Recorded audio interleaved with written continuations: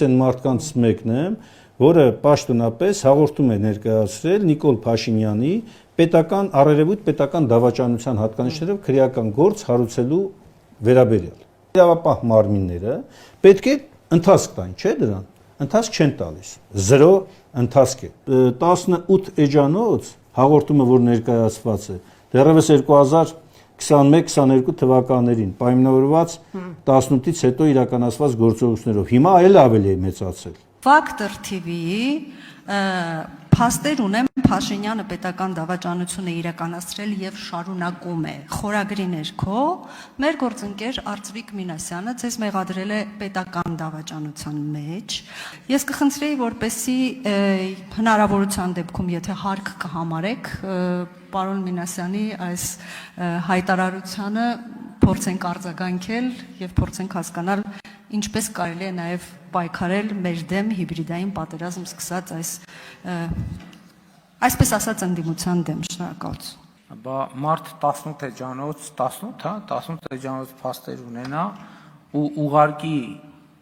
դատախազությանը, որը ինքը չի վստահում, այս ամբիոնից ինչքան գիտեմ, մի քանի անգամ ասել է, ու չհրապարակի հանրության համար։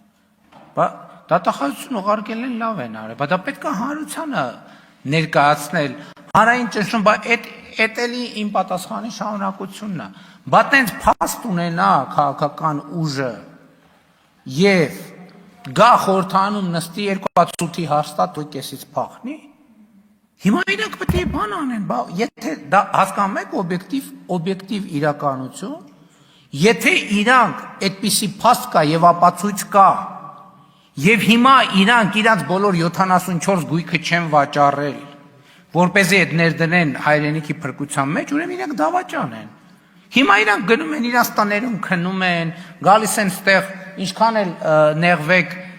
գնում են մի երկու սուտի հարցել, բանում են տալիս, եվրոպական, չգիտեմ, հարթակներում են տալիս, բա մարդ այդքան, բա հրապարակ, բա ժողովրդի բանը հրապարակեն, եթե տենց բան ըլնի ժողովուրդը կարա հանգիստ քնի, չի կարա, բայց իրանք բա ինչով են զբաղված, բա թող հրապարակեն եւ եթե դատախազություն ուղարկել է տենց բան, թող հրապարակի, որի արդյունքում քրեական օրենսգրքում ուրիշ հոդված էլ կա, սուտ մատնության մասին էլ հոդված կա, թող հրապարակեն, ես ճիշտն ասած չգիտեի, որ տենց բան կա, ես ինքս